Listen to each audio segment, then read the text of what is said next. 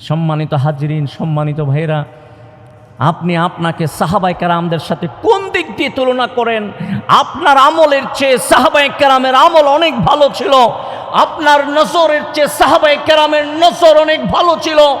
আপনি দেখলে কাকে দেখেন? আপনি একজন মসজিদের ইমাম, সর্বোত্তম এ যুগের শ্রেষ্ঠ মানব মসজিদের ইমামকে দেখেন, তারা দেখেছে মুহাম্মদুর রাসূলুল্লাহ সাল্লাল্লাহু আলাইহি ওয়াসাল্লামকে। বলেন সুবহানাল্লাহ।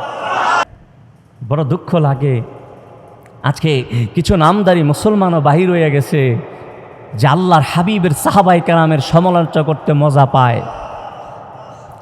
আল্লাহর হাবিব নূর নবী সাল্লাল্লাহু আলাইহি ওয়াসাল্লামের সাহাবীদের সমালোচনা করতে তারা মজা পায়। এই সমস্ত লেবাসদারি মানুষ বাহির হয়ে গেছে, ঠিক কিনা? এটা কিয়ামতের একটা আলামত। আল্লাহর হাবিব বলেছেন, যদি দেখো তোমরা আমার সাহাবায়ে কেরামদেরকে কেউ গালি দিচ্ছে, তাকে পথভ্রষ্ট মনে করো, ঠিক কিনা বলেন? সাহাবায়ে কেরামদেরকে গালি দেওয়া যাবে না, তাদের সমালোচনা করা যাবে না, কারণ তাদের ব্যাপারে পবিত্র কোরআনে আয়াত নাজিল হয়েছে, ঠিক কিনা বলেন? আল্লাহ পাক বলেছেন, আমিনু কামা আমানান নাস, ও দুনিয়ার মানুষেরা তোমরা ঈমান আনো তো ঈমান আনো সাহাবীদের মতো, তোমরা আমল করো তো আমল করো সাহাবায়ে কেরামের মতো, ঠিক কিনা? সম্মানিত হাজিরিন, আমার ভাইয়েরা, যাদের মতো ঈমান আনতে আল্লাহ বলেছেন, যাদের থেকে আমল শিখতে আল্লাহ বলেছেন, যাদের থেকে মহব্বত আর ভালোবাসা শিখতে আল্লাহ বলেছেন, তাদের সমালোচনা করা আমাদের জন্য মানায়? সাহাবায়ে কেরামের ভালোবাসা আমাদের থেকে অনেক অনেক বেশি ছিল, ঠিক সেভাবে তাদের ঈমান, তাদের ইয়াকিন, তাদের ইসলাম, তাদের সব কিছু আমাদের থেকে অনেক গুণে বেশি ছিল, ঠিক কিনা? আল্লাহ রাসূলের সাহাবায়ে কেরাম, আমার দয়াল নবী সাল্লাল্লাহু আলাইহি ওয়াসাল্লামের সাহাবায়ে কেরাম ছিলেন নক্ষত্রের মতো। আকাশের নক্ষত্র দেখে যেভাবে ভ্রান্ত পথিক, পথহারা পথিক পথের দিশা পায়, ঠিক সাহাবায়ে কেরামের দিকে লক্ষ্য করে আমরা পথের দিশা পাই। দুনিয়ার মানুষ পথের দিশা পেয়েছে, আজও দিশা পাচ্ছে। কিয়ামত পর্যন্ত সাহাবায়ে কেরামের অনুসরণ অনুকরণ করলে কোনো মানুষ জাহান্নামী হতে পারে না, ঠিক কিনা? সম্মানিত হাজরিন, সম্মানিত ভাইয়েরা, সাহাবায়ে কেরাম কারা ছিলেন? তারা তো মুহাম্মদুর রাসূলুল্লাহ সাল্লাল্লাহু আলাইহি ওয়াসাল্লামের সাথে চলেছেন, সঙ্গে ছিলেন, সঙ্গে চলতেন, সঙ্গে খেতেন। এমনকি যুদ্ধের ময়দানে মুহাম্মদ সাল্লাল্লাহু আলাইহি ওয়াসাল্লামের নেতৃত্বে যুদ্ধ করেছেন, জিহাদ করেছেন, তারা শহীদ হয়েছেন। তাদের চোখের সামনে কোরআন নাজিল হয়েছে, তাদের চোখের সামনে জিবরাইল এসেছে। দ্বীন এবং শরীয়ত সারা পৃথিবীতে ছড়িয়ে গেছে তাদের মাধ্যমে। তাদের সাথে আমাদের তুলনা চলে? আপনি কোন দিক দিয়ে আপনাকে তাদের সাথে তুলনা করবেন? আপনি যদি মহব্বত আর ভালোবাসার দিকে তাকান, দয়াল নবী সাল্লাল্লাহু আলাইহি ওয়াসাল্লামের জন্য মহব্বত আর ভালোবাসা যে পরিমাণ ছিল, তা আজকের মহব্বত আর ভালোবাসার সাথে তুলনা করা যায় না। সম্মানিত ভাইয়েরা, তারা মুহাম্মদ সাল্লাল্লাহু আলাইহি ওয়াসাল্লামের সাথে ছিলেন, শুধু এমন নয়, এই দ্বীনের জন্য, ইসলামের জন্য তাদের ত্যাগ তিতিক্ষা যদি আপনি খেয়াল করেন, এই দ্বীনের জন্য, ইসলামের জন্য, মুহাম্মদ সাল্লাল্লাহু আলাইহি ওয়াসাল্লামের ভালোবাসায়, আল্লাহর প্রীতিতে পড়ে তারা নিজের জন্মভূমি ছেড়েছে, তারা মায়ের আদর ছেড়েছে, বাবার আদর ছেড়েছে, মুহাম্মদ সাল্লাল্লাহু আলাইহি ওয়াসাল্লামের আদর আর ভালোবাসায় তারা পাগল হয়ে গিয়েছিল। ভাইরা আমার, আমরা তো দিন কবুল করেছি, আমাদের বাপ দাদা দিনদার ছিল, দুনিয়ায় ভূমিষ্ঠ হয়েছি, বাপ দাদা আত্মীয় স্বজন মিলে আমাদের নাম রেখেছে মুসলমানের নাম। কিন্তু সাহাবায়ে কেরাম এক যুদ্ধ আর সংগ্রামের মাধ্যমে ঈমান এনেছেন। তাদের ঈমান আনতে গিয়ে কত কষ্ট করতে হয়েছে, কাউকে শহীদ হতে হয়েছে, কাউকে আগুনে নিক্ষিপ্ত করা হয়েছে, কাউকে উত্তপ্ত বালুর মধ্যে জ্বলন্ত আগুনের আংরার মধ্যে কষ্ট দেওয়া হয়েছে, কাউকে আবার জবাই করে শহীদ করে দেওয়া হয়েছে। তাদেরকে ঈমান আনতে গিয়ে অনেক ত্যাগ তিতিক্ষা বরদাস্ত করতে হয়েছে। কিন্তু আমরা ঈমানের জন্য তেমন কিছুই করতে হয় নাই। বাপ দাদার সম্পদ যেভাবে পাওয়া যায় এইভাবে আমরা ঈমান পেয়েছি, ইসলাম পেয়েছি, ঠিক না? সম্মানিত ভাইয়েরা, সাহাবায়ে কেরামের মর্যাদা আকাশচুম্বী মর্যাদা। আমাদের সাথে তাদের কোনো তুলনাই চলে না, তাদের সাথে আমাদের মতো আদনা মুসলমানের কোনো তুলনা চলে। আব্দুল কাদের জিলানী রাহমাতুল্লাহ আলাইহিকে একজন প্রশ্ন করেছিলেন, হুজুর আপনার মর্যাদার সাহাবায়ে কেরামের মর্যাদার মধ্যে পার্থক্য কি? হযরতে আব্দুল কাদের জিলানী রাহমাতুল্লাহ আলাইহি বলেছেন, সাহাবায়ে কেরাম যুদ্ধের ময়দানে, জিহাদের ময়দানে যেই ঘোড়ার উপর আরোহণ করেছিলেন, সেই ঘোড়ার পায়ের তলায় যে ধুলাবালি লেগেছে, আমি আব্দুল কাদেরের মর্যাদা সাহাবীদের ঘোড়ার পায়ের তলার ধুলাবালির সমানও না। সম্মানিত ভাইয়েরা, সম্মানিত হাজিরিন, সাহাবায়ে কেরামের মর্যাদার কথা বলতে গেলে অনেক সময়ের প্রয়োজন। আপনারা সাহাবায়ে কেরামের মধ্যে যিনি সর্বশ্রেষ্ঠ সাহাবী ছিলেন আবু বকর, একটু তার ইতিহাসের দিকে তাকান।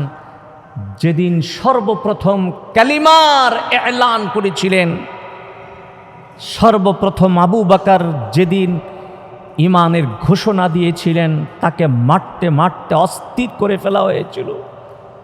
শুধু তাই নয়, তিনি অজ্ঞান হয়ে গিয়েছিলেন, তিনি হুশে আসতে অনেক দেরি হয়েছিল। আবু যর গিফারি রাদিয়াল্লাহু তাআলা আনহু বহুদিন কষ্টের পরে, কষ্ট ক্লেশের পরে যেদিন ঈমানের মতো দৌলত পেলেন, আবু যর গিফারি নবীকে বললেন, ইয়া রাসূলুল্লাহ সাল্লাল্লাহু আলাইহি ওয়াসাল্লাম, আমি ঘোষণা করে দেই যে আমি ঈমান এনেছি, মুসলমান হয়ে গেছি। আপনারা জানেন আবু যর গিফারি গিফার থেকে মক্কাতুল মুকাররমায় এসে শুধু জমজমের পানি পান করে তিনি বহুদিন কাটিয়েছেন। তিনি নিজেকে গোপন রেখেছেন, কাউকে বলেন নাই যে তিনি কেন এসেছেন। যেদিন তিনি ঈমান আনলেন, মুসলমান হয়ে গেলেন, মুহাম্মদ সাল্লাল্লাহু আলাইহি ওয়াসাল্লামের ভালোবাসায় অস্থির হয়ে গেলেন, পাগল হয়ে গেলেন, সেদিন আল্লাহর হাবিবকে বললেন, ইয়া রাসূলুল্লাহ সাল্লাল্লাহু আলাইহি ওয়াসাল্লাম, আমি আর গোপন রাখতে পারছি না, আমি আমার ঈমানের কথা কাবার চত্বরে প্রকাশ করতে চাই। আল্লাহর হাবিব সর্বপ্রথম তাকে অনুমতি দিচ্ছিলেন না, কিন্তু তার স্পৃহা দেখে আল্লাহর হাবিব বললেন, যাও তুমি কালিমায়ে তৈয়্যিবা এলান করে দাও। সুবহান। আবু যর গিফারি কাবার চত্বরে কাফের মুশরিকদের চোখে আঙ্গুল দিয়ে বলে দিলেন, কে আছো? আমি আবু যর, আমি মুসলমান হয়ে গেছি, আমি মুহাম্মদ সাল্লাল্লাহু আলাইহি ওয়াসাল্লামের উপর বিশ্বাস স্থাপন করেছি, আমি সাক্ষী দিয়েছি আল্লাহ এক, আল্লাহ ছাড়া কোনো মাবুদ নাই। সুবহান।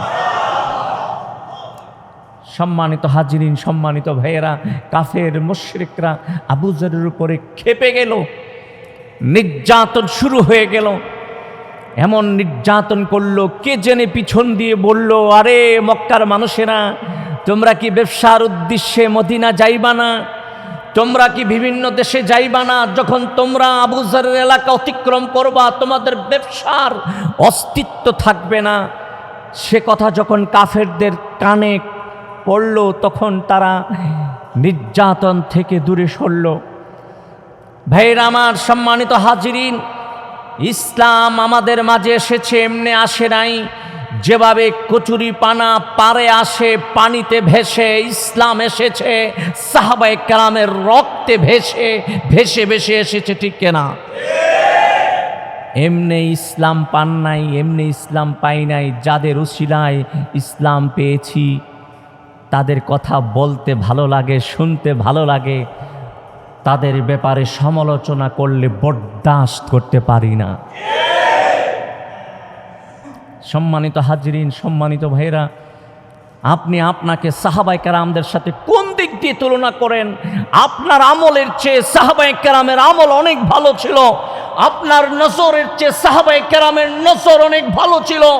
আপনি দেখলে কাকে দেখেন? আপনি একজন মসজিদের ইমাম, সর্বোত্তম এ যুগের শ্রেষ্ঠ মানব মসজিদের ইমামকে দেখেন। তারা দেখেছে মুহাম্মদুর রাসূলুল্লাহ সাল্লাল্লাহু আলাইহি ওয়াসাল্লামকে। বলেন সুবহানাল্লাহ। তারা সর্বক্ষণ দয়াল নবী নূর নবী সাল্লামের নূরের চেহারার দিকে নজর দিয়ে থাকত। তাদের গুনাহ মাফ হইত। সাহাবায়ে কেরাম নবীর সাথে থাকতে থাকতে আল্লাহ পাকের ফেরেশতাগুলিকে দেখতে দেখতে শরীয়ত এবং তরিকত, হাকিকত, মারিফত কিভাবে প্রচার প্রসার হচ্ছে এগুলি দেখতে দেখতে তাদের কলিজায় গেঁথে গিয়েছিল। সুবহান। তাদের নাম ছিল সাহাবায়ে কেরাম, যারা নবীকে জীবন দিয়ে ভালোবেসেছেন, জান জীবন অর্থ দিয়ে ভালোবেসেছেন। কথায় কথায় নবীকে বলেছেন ফিদাকা আবি ওয়া উম্মি ইয়া রাসূলুল্লাহ সাল্লাল্লাহু আলাইহি ওয়াসাল্লাম। আজকে আমাদের মা বাবাকে গালি দিলে বরদাস্ত করতে পারি না, আমাকে গালি দিলে বরদাস্ত করতে পারি। কেউ যদি আমার মাকে বাবাকে গালি দেয় আমরা বরদাস্ত করতে পারি না। আমাদের কাছে মা বাবা অনেক সম্মানের, অনেক আদরের, অনেক শ্রদ্ধেয়। সাহাবায়ে কেরাম রাসূলকে বলতেন, হে নবী ফিদাকা আবি ওয়া উম্মি, আমার বাবা এবং মা আপনার জন্য ফিদা করে দিলাম। সুবহান। সাহাবায়ে কেরাম আল্লাহর হাবিবকে কি পরিমাণ ভালোবেসেছেন। একজন কাফের সাহাবায়ে কেরামদের ভালোবাসা দেখে আবু সুফিয়ান, তখনও সে মুসলমান হয় নাই, সে সাহাবায়ে কেরামের ভালোবাসা দেখে বলেছিল মা রাআইতু আহাদান ইউহিব্বু আহাদান কাহুব্বি আসহাবি মুহাম্মাদিন মুহাম্মাদা। আবু সুফিয়ান বলেছিল দুনিয়াতে কত রাজা দেখেছি, বাদশা দেখেছি, কিন্তু মুহাম্মদ সাল্লাল্লাহু আলাইহি ওয়াসাল্লামের সাহাবীরা যেভাবে মুহাম্মদকে ভালোবাসে এমন ভালোবাসা দেখি নাই, এমন সহচর দেখি নাই, এমন সাহাবী দেখি নাই, এমন আদর্শ দেখি নাই। বলেন সুবহান। সম্মানিত ভাইয়েরা, সাহাবায়ে কেরামের ঈমান নবীর প্রতি কি পরিমাণ ছিল! যা বলেছেন তাই বিশ্বাস করেছেন, যা বলেছেন তাই মেনে নিয়েছেন। বলেছে আমি আকাশে গিয়েছি, মানতে দেরি হয় নাই।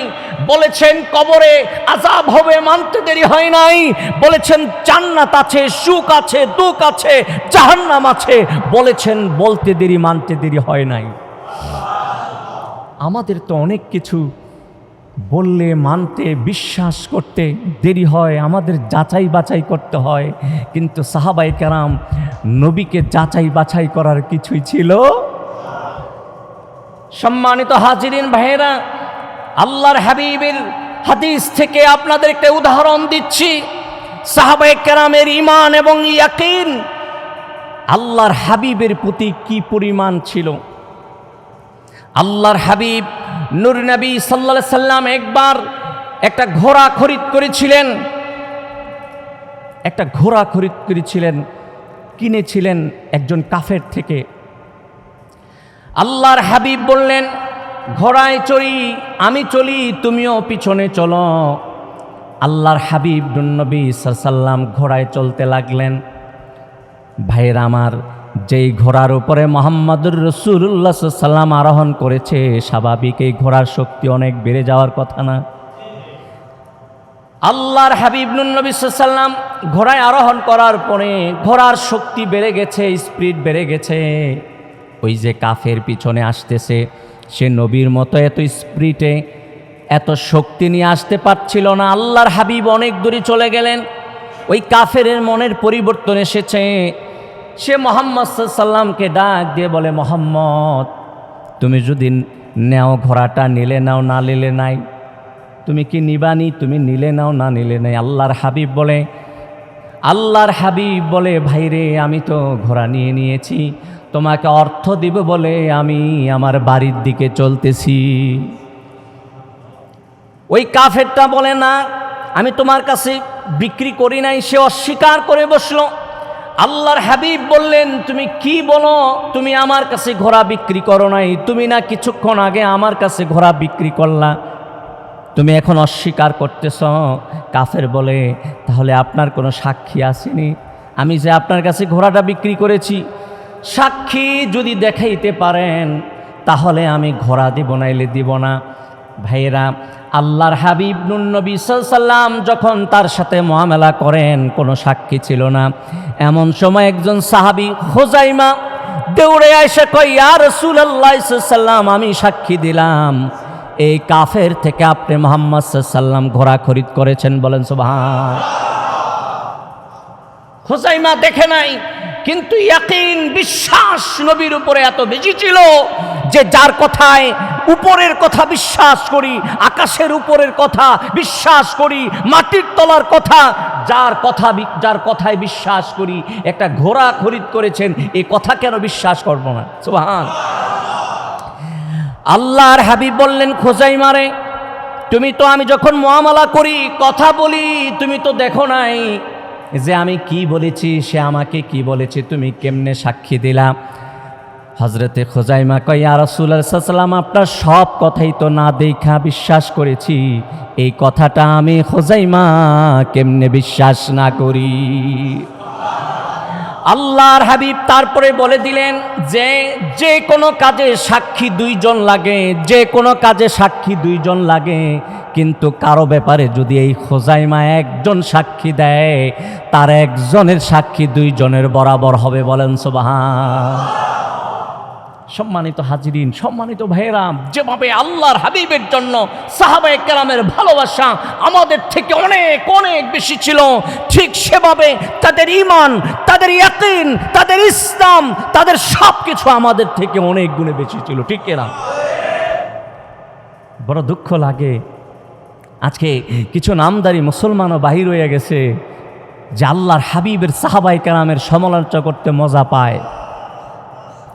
আল্লাহর হাবিব নবী সাল্লাল্লাহু আলাইহি ওয়াসাল্লামের সাহাবীদের সমালোচনা করতে তারা মজা পায়। এই সমস্ত লেবাসদারি মানুষ বাহির হয়ে গেছে, ঠিক না? এটা কিয়ামতের একটা আলামত। আল্লাহর হাবিব বলেছেন, যদি দেখো তোমরা আমার সাহাবায়ে কেরামদেরকে কেউ গালি দিচ্ছে, তাকে পথভ্রষ্ট মনে করো। ঠিক না বলেন? সাহাবায়ে কেরামদেরকে গালি দেওয়া যাবে না, তাদের সমালোচনা করা যাবে না, কারণ তাদের ব্যাপারে পবিত্র কোরআনে আয়াত নাজিল হয়েছে। ঠিক না বলেন? আল্লাহ পাক বলেছেন, আমিনু কামা আমানান নাস, ও দুনিয়ার মানুষেরা, তোমরা ঈমান আনো তো ঈমান আনো সাহাবীদের মতো, তোমরা আমল করো তো আমল করো সাহাবায়ে কেরামের মতো। ঠিক না? সম্মানিত হাজিরিন, আমার ভাইয়েরা, যাদের মতো ঈমান আনতে আল্লাহ বলেছেন, যাদের থেকে আমল শিখতে আল্লাহ বলেছেন, যাদের থেকে মহব্বত আর ভালোবাসা শিখতে আল্লাহ বলেছেন, তাদের সমালোচনা করা আমাদের জন্য মানায়। আসুন নিজেরা ভালো হয়ে যাই, নিজের আমল পরিশুদ্ধ করি।